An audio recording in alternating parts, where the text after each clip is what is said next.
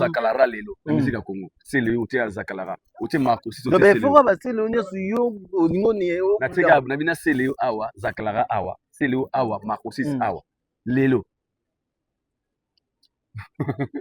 Marco 6 ma awa c'est le awa Baby Dance awa c'est le awa Zakalara awa c'est le awa non oui ça gaz ma wote awa c'est le tolérer yo te que le ba c'est que on ça semblant on ça pas on ça sentiment oté OK gaz ma wote awa c'est le awa autant tant que baleki il n'ose bi awa c'est le awa dans baleki c'est le mais c'est pas un débat mais il est conscient aujourd'hui un producteur s'il veut faire un choix aujourd'hui simple obina moto attendez le mission on awa luka moto betisa na concert même il y a 10 euros c'est le atelemi ba tiba Zakalara ba tiba gaz ma wote ba tiba ba Marco 6 on fera pas les choix de Célé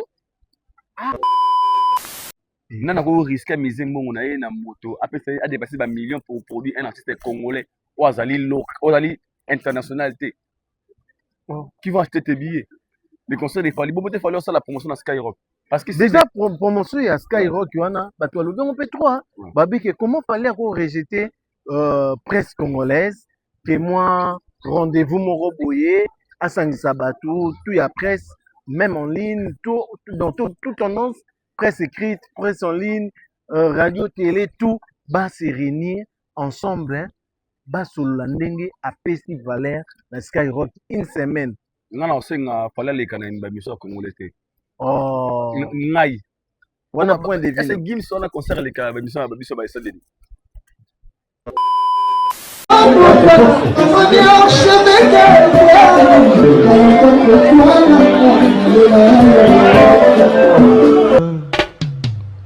Haïdor Bokwala, le Brésilien Djile Kouyaté.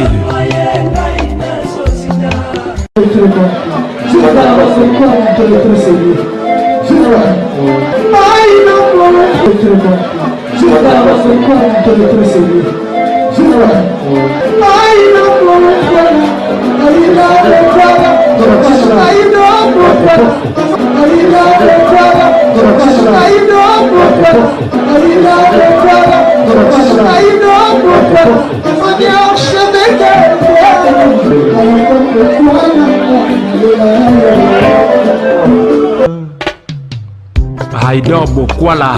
Vous êtes sur Congo le Noir, fidèle internaute, très heureux de vous retrouver encore une fois depuis dans vos petits écrans au travers votre émission Ligne Rouge, cette émission qui vous fait savoir les actualités en temps réel avec moi, celui qu'on appelle le refrain du Munda, Maestro Molakisinamango. Ça fait toujours plaisir. Et on a j'aime, commentaires, suggestions. On est toujours ensemble avec vous pour que tous allons toujours ensemble. Tobo, c'est un petit trésor, Malembe. Papa social là Hollande biso depuis quelque part Tobo santé Odilo Mampuya exemple à suivre donc le seul et l'unique donc Bobeta tourne où il est Luana en diagonale à Inerbe boutique exemple à suivre dans lodge et Zawana makambo sur le cas Tobo ça a pété désolé à London il y a où le code mondial Tobo ça a pété partout qui a ma lumière mondiale à Hollande ça fait toujours plaisir. On a j'aime les commentaires, on continue toujours à info pour que vous allez bien informés. Aujourd'hui, il est encore avec nous. On va devoir parler avec lui. Lui, c'est Haïdor Bokwala, les Brésiliens. Donc, ça fait toujours plaisir. Le PMB certifié. À qui je dis déjà, salut à toi, le Big Bro. Mutunangai, Haïdor Bokwala. Il fait beau, hein, en Europe. Et d'abord, on a remixé Nzambe. C'est grâce à lui que tout le monde encore une fois journal et ça l'a fait circuiter. Un grand merci. D'abord, on a de loin, tout comme de près. D'abord, on a pour la émission, tout ça que ça en ligne, appel Nabino, remarque, suggestion, commentaire, partage. Et ça aura bon plaisir. Et sinon, je suis très ravi aujourd'hui. Et parce que c'est très bon moment avec toi, mon frère, et tous les gens, tous les gens, de Châtelet. Moi, Haïdor Bokwala, on va devoir parler de plusieurs sujets. Déjà, sujet comme d'habitude, de tout banda na coutume, tu auras toujours un moment où tu vas avancer. Mais oh, il a châtillé au monde na makambuna no monité. Vous comprenez? Papa n'a pas sorti grand prêtre Haïdor. Le sujet est belé. par rapport déjà au babengaka sécurité. Tant que la sécurité, moi, la sécurité, et le Bélarus, on est déjà, étant que humain. Donc d'abord, quand on parle de la sécurité, tout le monde a protection en fait. Une personne qui est de la sécurité, tout le monde a nini, tout le monde a la protection, tout le monde a sécurisé. Donc je pense que c'est ça. Hein. Yeah. Il y a un non, on a en sécurité, c'est ce qu'on donc tu es en protection. Tu es loin des dangers en fait. Tu vois, bateau bateau sécurisé bien. Ah, est-ce très bien sécurisé. On voit là où il y a la protection, là où il y a tu vois, là où il y a la paix en fait. C'est là où on a rassuré qu'il y a en fait. D'accord. Yeah. Mais les lots temps au moni quand même parce que si je parle de ça, c'est par rapport à artistes biso dit tout le monde qui est arrivé, il y a ba Léopard na après victoire na bango 52 ans après na Kinshasa tout le monde ba musicien ba betaki ba tandé na ndenge ba défilé qui wana pour que ba agrémenter journée wana mais déjà comme on a bras de fer toute négligence du côté sécurité il y a une autre bi pour entrer naé alors que bazaki gouvernement choisaki entreprise de sécurité oyo ya ndeko na biso vie na biso masa ya bato mosusu di bubulu yondela likondi protège déjà ntango omona baimage wana baréseau sociaux ça te parle de quoi en fait merci refret nga sikoyo nazalaka moto ya baémotion te en fait na ka ya likondi protège to na oyo elekaki epai inosbi toza na nuance moko faut to comprendre aujourd'hui les congolais ont toujours la facilité ya kotransmettre information par rapport à la compréhension de les vidéos. Mais contexte, en contenu, est un peu différent. Il faut tout me le dire. So zongi na kaya ndeko les fameux docteurs David, je me trompe pas. L'histoire du docteur David, ça nous dit quoi? Un messier, on va publier en train de tabasser au bête moi si moi au ça l'accouchement. Soit on a une histoire wana, c'est une émotion. Toute cette compréhension par rapport à la vidéo, tout le monde a condamné le docteur. Pourquoi? Tout le monde est moutou, ça est bête. Mais les autres, mais si on a débit la vidéo et na débit l'histoire, avant de condamner peut-être à 100% les docteurs, au moins le docteur a dit, j'étais en face d'une personne où elle était têtue, où on a intérêt à sauver vie. Donc qu'est-ce que je vais faire? Je vais passer par l'acte. Bien sûr, j'ai très mal fait, mais ce qui est vidéo, compréhension en vidéo, ça a des émotions, même pas le juge, le docteur en a à prison. Pourquoi pas libérer? Ok. Parce que va comprendre à feu, bien sûr, à gaffer, à moi ça le beau.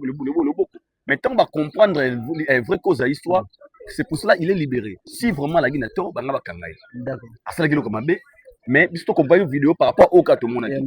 Les cas de vidéos de Inosbi, toujours condamné au cas tout le monde a dit vidéo Inosbi à une équipe naïe, bango tu vas limba kota interdit bango. Toujours na siko. Bon ce qui consigne ça la que avant l'accès à Katiwana, il faut que 3 ou 4 personnes aient accès à Kati. On peut donner une nuance. D'accord. Bah donc quand est-ce que ma privé ça loge. Peut-être ils étaient juste 3, il y a 2 ou 3 personnes. Inosbi marche avec plus de 5, 4 et 6 sécurité sans compter le staff naïe. Tout le monde y a Prince Balou Mazaki qui est son manager, Yemo Inosbi, un maître, si vous mettez entre Chameau, qui était là avec d'autres maîtres. Au Balinga, on va s'en accès. Peut-être na Katiwana, Balinga droit qu'il a accepté. Tout le monde a même na grande star. A comme est-ce que moi babatiki na accès na des personnes, tout le monde comme les autres, batika libanda pour na la sécurité na. Mais na faut y les consignes les agis na Kati pour entrer à l'intérieur. C'est ça qu'il faut commencer. D'accord. Si les conseils disent que des personnes qui font pas quota, tu connais Boubou de la poignée.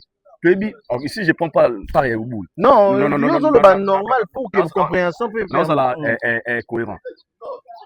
Tant qu'il y a Inosbi, parce qu'il nombreux. Le maître qui ont interdit, va mettre Inosbi, logiquement parce que maître aïe aligné à côté le roi maître Inosbi. Or que consigne go zappé awa 4-3 ba côté. Je reviens encore une fois na elo mo lekaka na concert ya Fally Ipupa. Oh, batinde qualité Abeda Choukou tu bakiti ça. OK. Ouais, na fiki. Bakiti Abeda Choukou. Oh, je dis bakiti ça Abeda Choukou. Fallait azobeter protège bakiti ça y. Babatali te que ono. Je dis bakiti ça Abeda Choukou. Ah, bakiti ça y. Oh, parce que tant que tout ça rapport les lots peut comme en nuance. Il faut savoir respecter aussi le travail des autres. Je ne prends pas part de l'Ikondi protège. ils ont très mal fait juste parce que ils devraient aussi expliquer. Andeko, moi beaucoup tes alités, parce que selon l'ordre, vous en avez à côté à 5 personnes. Il faut que les canapés n'aient propre. Au lieu d'en agression. Peut-être que si tu mettre bazali ka me mettre bakutani. O azomuna yek danger, o muna danger, o kolingati bakitiki libanda, o kolingati akote na kati. Mais faut ba consigne ezaki na kati wana pona accès à mutu akote na kati. Aujourd'hui, regarde comment ça a été interprété. Ali Kondi protège pour azaba master ya Fali Ipupa. OK. Balobi bon, azaba mutu ya Fali Ipupa. Yango a triqué Inosbi. Ali Kondi travaille avec Wera. Ali Kondi travaille avec JB. Ce n'est pas que Fali. OK. Ali Kondi travaille avec plusieurs personnes. Pour tout le monde d'ailleurs, à part Kofi parce que mais moi je vois aucun intérêt au Venabiso Bouyondela à Kolinga interdit Inosbi to a humilié. C'était quoi l'élimination de la place wana? Si seulement Inosbi ba petit ça qui a côté qui ba tindika qui on comprendre.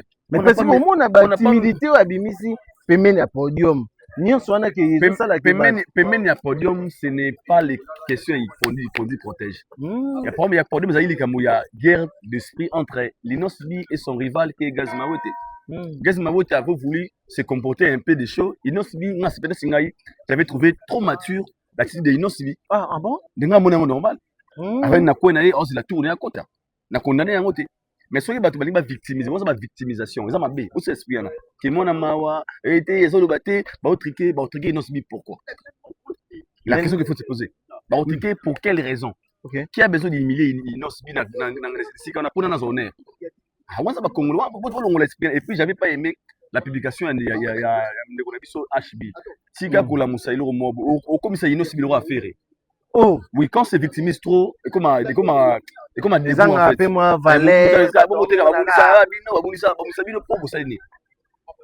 non on n'a pas aimé les traitements qu'on a fait. Combien de bazala traité mal dans l'organisation? Il faut d'abord commencer à comment dirais-je à condamner les organisateurs peut-être s'ils réellement ils passent qui montent dans la loge et ça autrement. Il devait même créer un logement où il y a fabriqué pour tout le monde dans un concert à Mindele. Mais arrêtez de se victimiser. Moni, Inosbi, Ozobunisa, voilà le débat est faible. Oui, comment qui est commis aux importants, les gars, à côté de Nakati, c'est ça l'essentiel. Il y a toujours des imperfections dans ma réunion. Certaines organisations, mais arrêtez de dire que Inosbi a été humilié, a été boué. Pourquoi il est sur la zone pour pas humilier? Un moment dans la tête. Maintenant, on va le complot, on a ça complot pour Inosbi. Il faut savoir un moment. Non, ça la complot pour Inosbi. Il connaît protège à ça complot pour Inosbi pour gagner en retour. Peut-être, moi je dirais au moins, le comportement ou l'attitude, il y a maître, il y a l'Ikondi pe vient parce que tant aux en il y a service, faut se comporter na professionnalisme. Bon, on a ben qui mettre libanda. Tout le monde a pas pour toi moutasha na sécurité. Mais quand il te parle avec respect, ah mon frère, il n'y a pas besoin, tu peux reculer 10 minutes. Et quoi ça m'a bon, mais là peut-être on peut condamner l'attitude.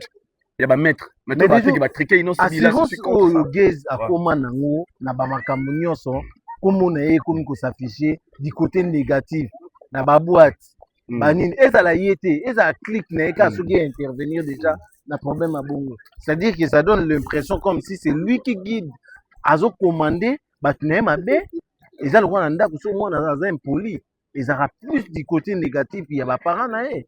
En fait moi ici j'aimerais parler directement na Chassiem, le frère de Gazmawete, na Gazmawete. So basue le à la légèreté, bah qui baza ko nuit l'image de Gazmawete. OK. Là je sais de quoi je parle. Na début Gaz a dimara jeune mo boy o avec saramité ma basi. Au moni bato basala rapport na makambo ça bato ba gagner basi. Une femme peut convaincre son homme à comment on a parlé, mais c'est difficile de l'homme de convaincre une femme à comment on a parlé. Banore bele ba linga balé ba linga ba novelas on a moi c'est tant que ta femme regarde ça trop avant qu'on influence comme linga ngo et ça ba to ba changer ba camp ya ba balé ba camp ya musique parce que leur femme a influencé bango t'as capté et du coup Gaz Mamouta Maïsika, on lui avait connu comment? Il y a mon baïmba Banzemba Bolimo, il y a mon boué, Bas Balinga, mignon, boué, Akajolara. Mais la question qu'il faut se poser, le camp que Gaz a choisi, non, le Gaz a changé quand les jours, l'histoire va sonner. Alors, on explique à Rotika que ça va sonner. Peut-être, je pense que les jours où il avait dit ça, c'était une manière de blaguer dans les commentaires.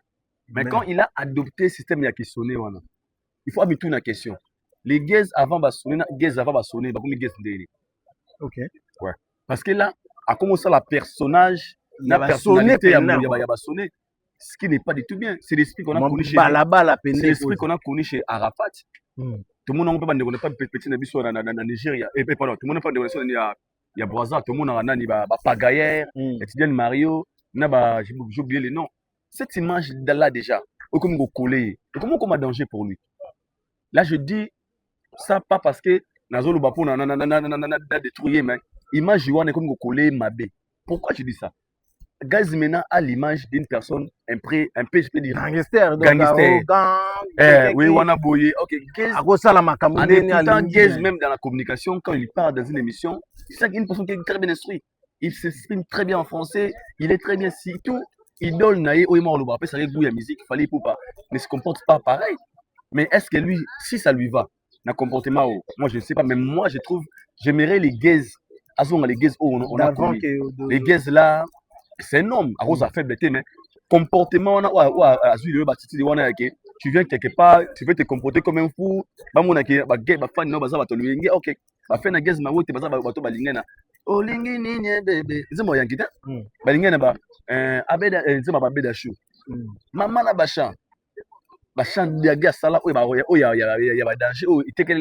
très positivement.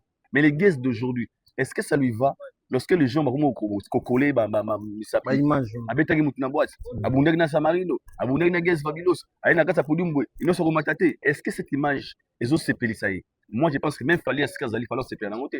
C'est son petit parce que Gaz a de l'avenir, fallait bien relève la musique à Congo. Lobby est-ce que Congo est-ce que il a toujours Egozala toujours à prouver il a ça au jour d'aujourd'hui commence à perdre il a ça repère. Il a juste ça mais seulement à côté si ba émotion sentiment na makambo fallait pas ana carrière à Moulaï. Nous on veut d'un Gaz Mawete qui peut se comporter dans la maturité aux Alaranango. Quand il s'exprime, tu sens que cette personne est très bien instruite. Quand il vient quelque part, on dit ah, oh, petit Fali, il y a à venir à l'objet. Mais au lieu d'un Gaz, comme Siga, beaucoup de Siga, il peut. Déjà, il a des fanatiques femmes. Un vrai chéri, en fait, non, à quoi ça l'a pas proprement. On va pas sonner. Il y a bien un personnage. C'est normal, mais quand tu veux incarner un rôle, tu joues les rôles de ce gens-là. Avant que ça lango, on est un personnage. Fais-moi kitoko, pour tout le monde le Congo comme nango, fais-moi danger mabina bina nzemba pomba. Tout le monde a na TikTok. Les banzembo banzembo na e mobonda mabe. Hôtel TikTok a fi hôtel na moi c'est moi de bina c'est pas aussi mauvais. Mais est-ce que cette attitude on peut aussi amener ça dans le vrai vie?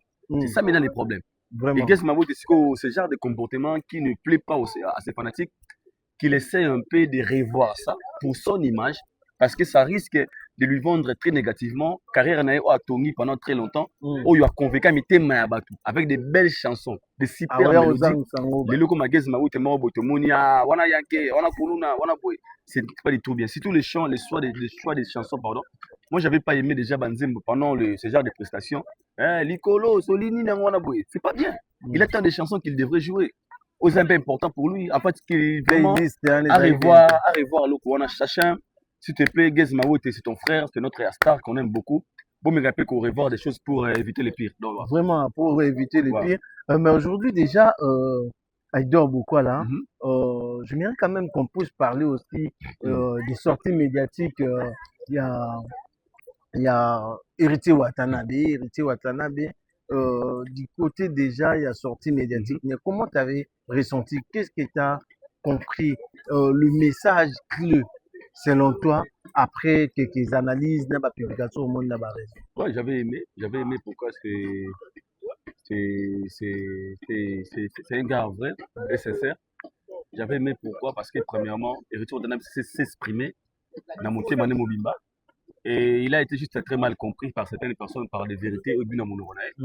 Moi, je me souviens avant Nayaboué.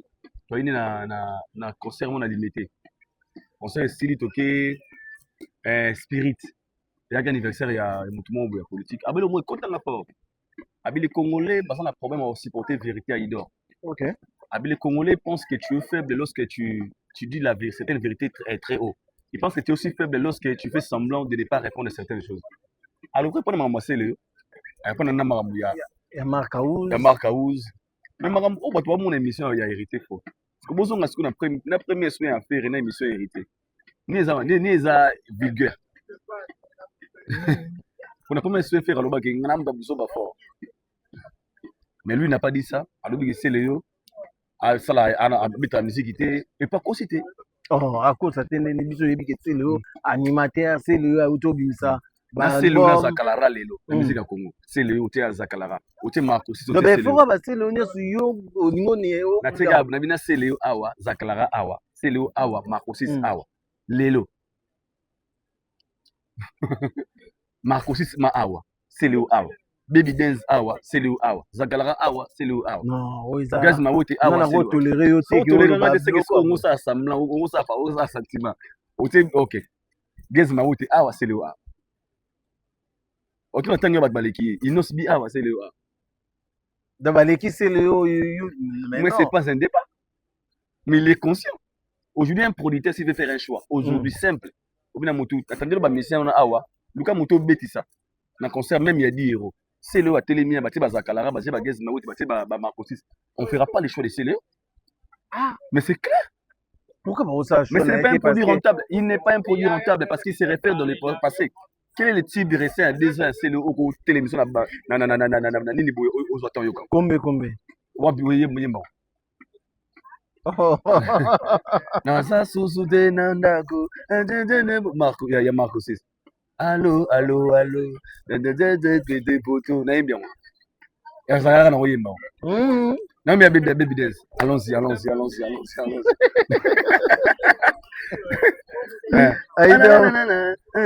Zakalara bana biloko mais celle où on n'a pas ça quand Héritier a dit ça à se référer Nani toi tu n'as pas d'études tu n'es pas sur le terrain mais tu viens pour critiquer les gens c'est la honte et déjà comparaison ya Gino Liaki na Mark House bango etami balé ba étant ba directeur artistique est-ce que c'était vraiment essentiel qui a fait cet exemple ya Gino eza yango bato lelo bakoma kolobake baza ba koma na ba relation en bon terme maintenant fali pour relation très bien parce que Héritier lobia ayeba fali koleka wenge mobile koleka JB aba fali liboso ya JB liboso bango nyonso OK abina ayeba fali liboso na ba médecin nyonso ya wenge il a dit ça dans l'émission alors clair on a ma relation mais tant que exemple de Gino Liaki na Mark House mais c'est clair Mark House est un directeur artistique et orchestre un directeur artistique na a un problème au bête ba salle au orchestre les obétés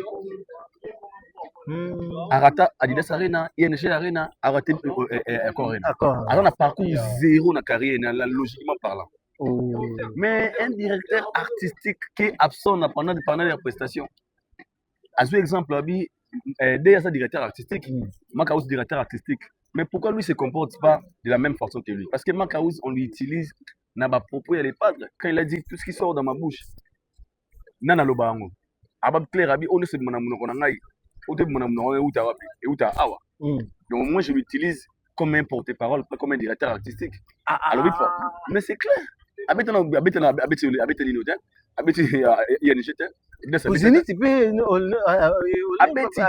abeti ana nokesa munini concert munini te wana makautina abeti ana mpeti lelo mais ana ba télévision pour injurer pour inciter what be clair what be mutazo finga batu oya sana musala fala sala artistiquement parlant fala gérer orchestre mais il est toujours absent mais tu le verras dans les émissions pour finga ba wata pour finga batu mais c'est et puis c'est vrai mais là on imagine on a bien ma belle émission on est ça vérité et ça simple vérité et puis vrai et puis abi ba tim na raisa leader na bango akosité mais il n'a pas menti mais déjà comment on a appelé Mambasé Léon Nenga souligné en que c'est lui a bien à plusieurs fois après concert pour que mais fallait y embrayer quand même pour yo katsuki zaki nini soit yambi wan comme hypocrisie pour soit yambi c'est lui qui na finga moi je pense que héritier c'est un vrai à exprimer ou tata motema nae donc sorti mais c'est qui très très bien, sans faute, sans 610 sur 10. Azoli na hypocrisie. Aujourd'hui, on a compris que guerre entre frères et héritiers, c'est la rivalité, c'est simple. Ok. C'est les rivales directs. Il y a héritier. Donc, G7, la team Mota, on a des vexés. Mais on a aussi Fabregas, hein? Fabregas, tellement amoureux. Héritier, n'a fait rien. Bana Wenge, gars. Bana Wenge. Les gars, à l'objet, vous avez raison. À l'objet, tout ce qui est hypocrisie, après, si force pas de qu'on ait aigle. Couper sa force, c'est pas de qu'on ait aigle. Force, on dirait. Babi que héritier comment pour forcer et puis il y a une relation pour que un jour bah tout le monde na stade de France tout le monde na collaboration moko boye tout le monde est baye batanze moment parce que ba doit comment oser la kara événement ba bon hein. Moi je pense que si un jour aussi c'est qu'il fallait bah aimer héritier moi je serais très content mais on a je ne crois pas que ça là est bon héritier pas fallu c'est pour flatter quelque chose tous on non la musique à Congo on condamne beaucoup de gens au Bakenda pour soutenir Batou pour un intérêt à un visa, à ça là. Donc nous sommes riches à la partage déjà. À un visa, dans ma médecin, avec ta salle naïe, il sans soutien à Batou, il a réussi. Et cela montre seulement que les gars est juste sincère. Il n'a pas voulu vivre un esprit à hypocrisie. On a Congolais aujourd'hui, on a du mal d'accepter lorsqu'une personne fait des bonnes choses. On dit ma mouton, ça m'a malade, Mouzaga, ah t'es boye so komi ça komi ko bien fallu komi yuma komi mukala komi boye OK lui il n'a pas voulu kozana kata rawana ya momoni il parle de bien de son frère étant que son frère c'est pas si mauvais demain on peut se réveiller bon matin devant tout le monde dans stade de France héritier na podium et j'en ai l'autre OK et ça l'autre donc ils en ont normal et ça tout bien parce que ça la mona liboso ya wengo abima na solo crocret sur le stade de France. Moi bi ya zala na te na déjà na nuit africaine ya bana pa wira wana ma wira siko ya yemo ko pena boye ma ka vani ma boye invité quelque part na podium papa et pas frère na fali na podium wata matipa yembi et ça problème té c'est pour l'honneur de la culture congolaise il a dit alobi kobeta ya fali na stade de France ils a le la équipe nationale de que ils ont que nous défendre la musique non ça à cause tire à cause et ça c'est moi et ça c'est à cause parce que il y a tu éviter à contexte que Congolais parce qu'il faut d'abord commencer par avant une personne habite en stade de France il lui faut maison de production à bien solo nana ko risquer miser mbongo na ye na moto après ça a dépassé ba millions pour produire un artiste congolais ou azali internationalité qui va acheter tes billets les concerts des Fally Bobo fallu ça la promotion dans Skyrock parce que déjà promotion ya Skyrock wana bato alobi on peut trois babi que comment fallait rejeter presse congolaise que moi rendez-vous moko boye asangisa bato tout ya presse même en ligne tout dans toute annonce presse écrite presse en ligne radio télé tout va se réunir ensemble ba solola ndenge apesi valeur na Skyrock une semaine ngana osenga fallait les kana ba mission congolais té oh ngai wana point de vue c'est Gims on a concert les kana ba mission ba SDD oh quand c'est ni mutesara na poto na Saint-Ouen avec Châtelet toi est-ce que Gims on a concert les kana ba mission na biso ba congolais pourquoi target cible aujourd'hui les messieurs n'ont pas besoin de convaincre Aïdor ou il a un événement. Aujourd'hui il n'a pas besoin de ça. Aujourd'hui les messieurs n'ont pas besoin de faire 10-15 émissions pour que les Congolais soient au courant qu'il a un concert. Non. Parce que tout celui qui est congolais, africain, est au courant qu'il fallait à des grands événements, les 2 et les 3. Son target est changé. Parce que les gens qui vont acheter les billets, les gens qui seront là, les amis, la plupart, je peux dire, 70% ce sont des gens, on a 4 Europe. Oh, il y a beaucoup plus, c'est pas que c'est la communauté. Ils ont battu les Nambuka, oh, TF1, TF1, Skyrock. Et Batouane, il fallait pour ça communiquer pas dans Bango. Oh, bah ça, le net, le logo, Nazama, ça, on doit gagner dernièrement. Abidanga, oh, il fallait un concert en France. Oui, mais les deux, non. Oh, c'est les deux, les trois. Comment tu sais? Bien, j'ai suivi ça sur Skyrock. Ok. Directement, je vais acheter mon billet demain. Asa informé, asa cible, c'est ça, target de Yangwana. Lui, il a besoin de gens oh bah on a la facilité à OK à Skyrock on a posé les guinées à te vendre c'est one liboso on a boutonné ma question oh t'es dans yo nana ni faire na kofi yo ni yo numéro 1 na bango yo boye est-ce que ça maman donc faut négliger les presse on négliger tant que Gims ça les câbles on y pas ça la montée jour badaju ba ya makambo ke concert ba sali ba presque ba congolais tant ba sala montée pas ça la sauter ngana c'est ya bon il n'a pas besoin de ça est-ce qu'il est obligé de le faire lelo soka lingine à communiquer yemoko volontairement mais ça l'obligation té parce que ce n'est pas la communauté qui mettra aussi la pression à faire son babia à Fali ce n'est pas nos émissions à nous parce qu'à la base il faut savoir les contenus d'émissions na biso tu appelles une personne qui a un événement avant de se voir comment toutes les questions et yo ce qu'on a fait remobondo ngone qui concert on a fait les gars qui et qui tu appelle actualité mais bien sûr Fali arriver le kolo faire ça comme comprendre beaucoup ma niveau en il fallait on a bon siko il y a Kofi à Rosala il fallait soit au côté nini ils ont beaucoup bobungi cible mais kuna libana ba tuni makambo na ye ils vont sur son événement azo na banzembo kala na ba bandoki na banini parce qu'ils donnent l'envie na bato ba bakota est-ce que c'est important pour les arabes se disent l'icône on faut yeba un événement communautaire où même l'artiste et la maison de production sont censés de convaincre la communauté. Il y a au moins un bâtiment mbongo babina musicien doit aussi la tournée média ou qui n'est pas Refred ou qui n'est pas Matope ou qui n'est pas Aïdor ou qui n'est pas David Mombele ou qui n'est pas Valdi parce que même les producteurs il est conscient que mon artiste sera incapable de faire ses concerts s'il passe pas dans la communauté mais lui maintenant la maison de production Draw Production 325 événements par an parmi les meilleures maisons de production en France Draw Production fait partie. Donc, on cible chez Refo du monde, on cible Skyrock, on cible TV5 Monde, France 24. On a mon budget à promotion. Toi, tu te retrouves pas là. Vraiment. Parce que baby qui sont bien dans la carte bleue, ils sont ces gens-là. Alors moi, je pense que ça dépend aussi de la grandeur de l'événement. Donc, pour ça, il a fallu dans Skyrock, c'est aussi par rapport à la grandeur de l'événement qu'il nous prépare. Donc, il est obligé de passer là-bas. Donc, biso to limbi ça tous là concert, biso ni ba tous là ba confilomide. Tout ça va faire bon regarde mais il fallait bien la communauté à niveau na bango te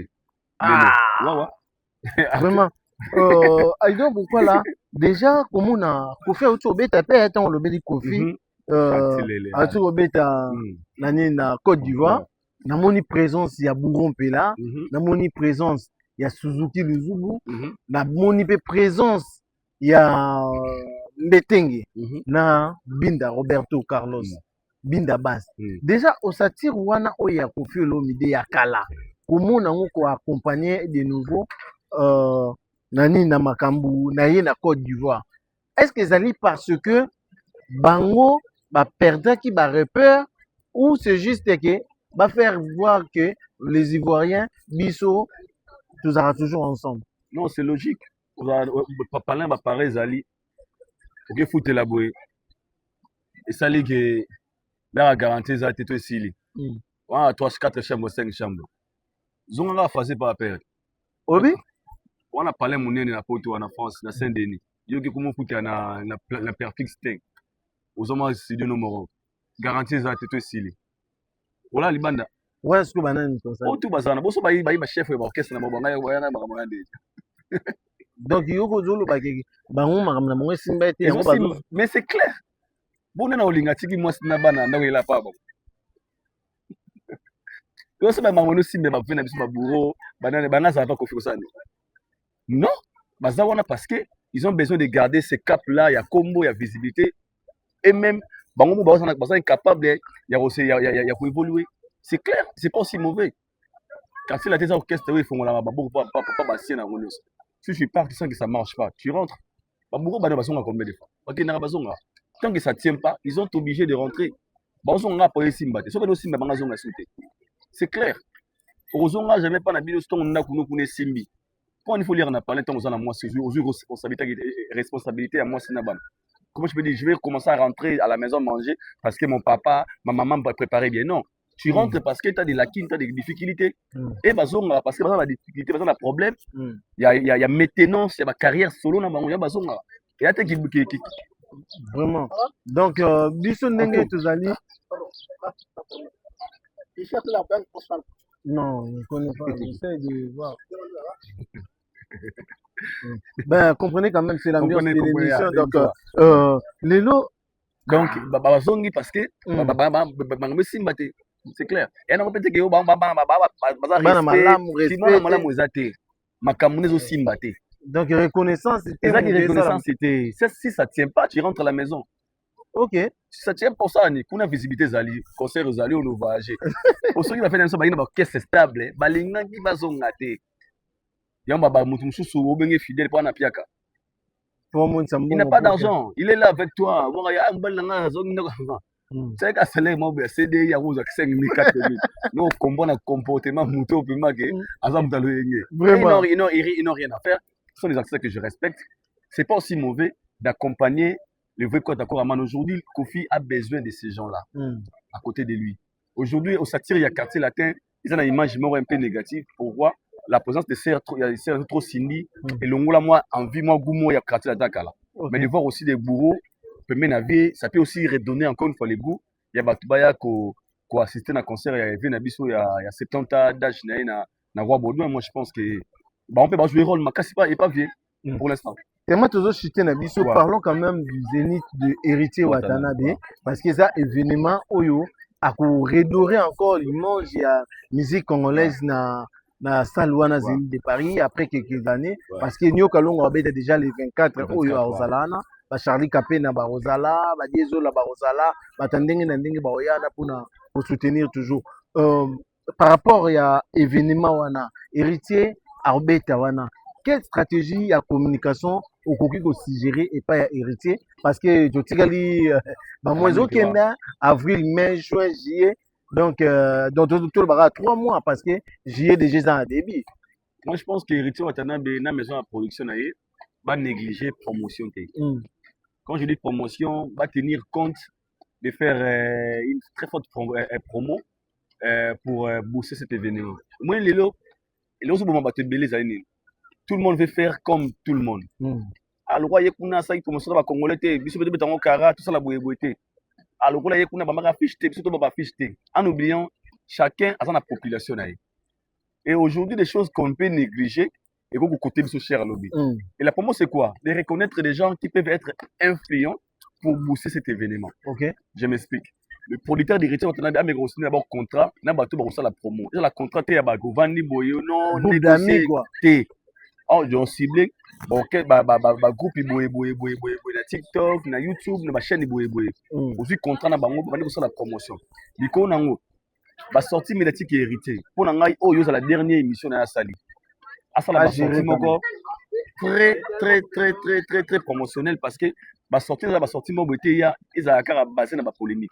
Ils ont sorti dans avantage naie, ATK événement naie, ça la paix effort et obimisa album naie avant l'événement si c'est possible, ça va encore une fois booster son concert mais surtout ba choix ba chaîne et dans la émission à caractère polémique, ils ont beaucoup plus à caractère promotionnel qui peuvent aussi vendre très positivement son événement. Pour moi, le qui est héritier, 6 000 et quelques personnes, c'est rien. Moi, tu as ça, soldat. C'est quand on a vu sur les lots. Vraiment, mais il y a un vendredi parce que des dates. C'est possible. Des dates? Oui. Ah, c'est encore possible ou c'est possible? Quand on a ce qu'il y a lengi, et si là, nous avons ah bon? Quand on a vu sur. Ok. Tout contenant. Album Les Évangiles, stratégie déjà par rapport à Bassan, parce que Tourbillon déjà, les 17, hein? Les 10, lobby. Et ma lobby, hein? C'est pas que lobby les 17. Le lobby de les 10, les 10. Demain. Ouais. Déjà, Tourbillon, est-ce que même un plus n'a commis, par rapport à l'événement, to ezaka ka kenzembo moko générique moko ebeta nango pour que bato comprendre que abimisa po de na réseau to ebi ke ça la makambo nango mais au moins par rapport à l'album Pepe wana et que mema pena les évangiles pour que bato tout bazala vraiment bien. Déjà azala rassurer que so Tourbillon bimi c'est parmi les types où il faut booster tes événements là azala rassurer. Pourquoi?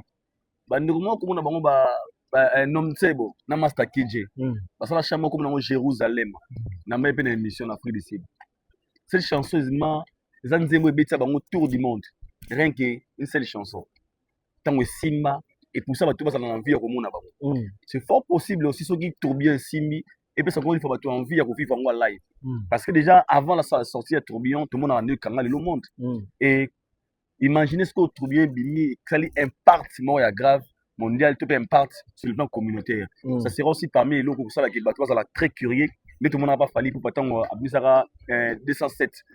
Et puis, Nzembo, on a envie de vivre en live. Et moi, je suis certain que la sortie de Tourbillon, ça va aussi apporter quelque chose dans l'événement et que nous espérons, ça l'envoie très bien, crier bien, pour que baby sa feeling, s'il y a un instrumental, je pense que ça va bien se passer.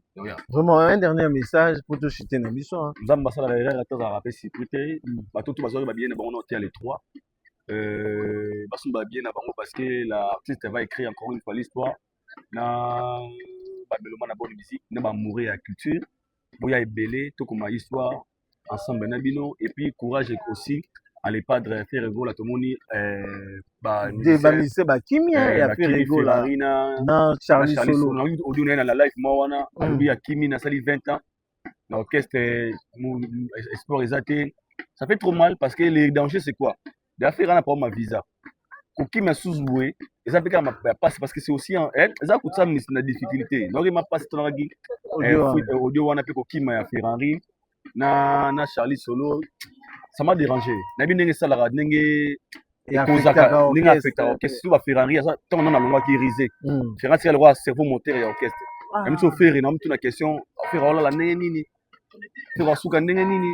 Est-ce que Zolia est-ce à l'aise parce que mais déjà parlons quand même du départ na bango et Sali Mabé parce que Charlie Solo a Doubir il y a Marc House ouais il y a comme une base il y a des bases ça Charlie Solo mais na biso mobulu c'est lui il y a une base il a tous les concerts faire avec ça alobi a beti mais on se retrouver té nzala na nzala bande ko balobi na audio wana même ne pas peut-être $100 pour problème mais asali odi mona nongi ma fort abina kokukate na ozonga te mais balobi Ferrari mutakimisi eza bakanda ya Adolphe Tango azwaki 12 na événement ndenge ya quitté comme aleka na orchestre na ye abengaki alobi Adolphe bazaki na faire lelo na avion wa faux débat bandeko wana baza bato moi j'encourage pas de départ de musicien bongo a toujours contre mais il y a toujours des raisons pour pousser les musiciens à tirer orchestre.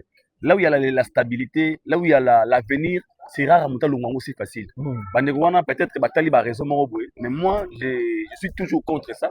Parce que pour moi, quand on orchestre na bango ça coûte à faire et n'a pas si. C'est faire qui sera souffrant. Bah ça d'abord arrêter na poto. Après on va visa. Nous sommes au Kenya, on va concert on est. Avec appeler back ton nez. Hein, c'est quand de concert. Bon, j'ai très mal au cœur. On va pas si mon on pose même ce dimanche. Il y a Bosco Madeka ya.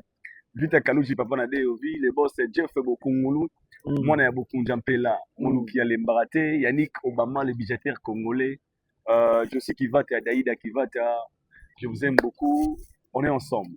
Vraiment, on se retrouve très prochainement, il y a Willy Michel Code mondial, Patou qui est ma lumière mondiale, Pitou qui sait moi depuis States, Turbo ça n'a pété Didier Mondani depuis Dumba Orlando Bisso, tout va soutenir Bisso de loin de près, tous toujours ensemble. Vous s'abonner, vous commenter, vous partager. Oui, ça va ninga qui koto marambezo inde zalaki et ça l'a bien.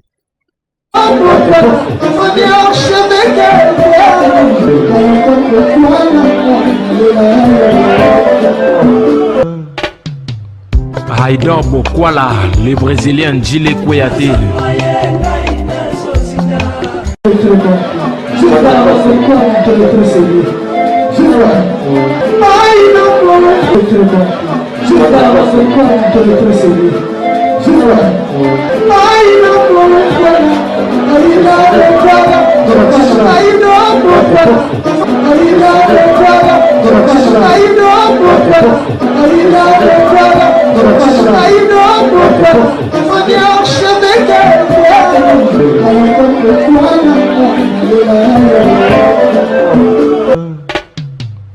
Haïdar Bokwala.